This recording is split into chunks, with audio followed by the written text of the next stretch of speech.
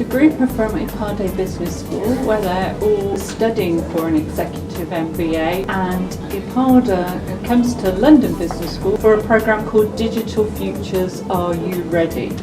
So as part of that experience, we like to get them out and about and to see digital in action.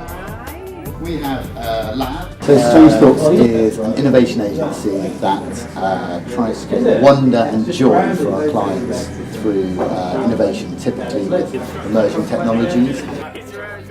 So we're talking today a lot about radical collaboration, about how if you have innovation, if you're trying to create innovation, if you can grab lots of interesting people from lots of different disciplines, bang them together, then actually you can produce something really wonderful. The beer pouring robot is incredibly successful. It has a headset, so there's something physically attached to you, and then you're controlling the pour of a beer. So Matilda feels like a progression of the beer pouring robot. The workshops were really interesting. There was actually some radical collaboration in action.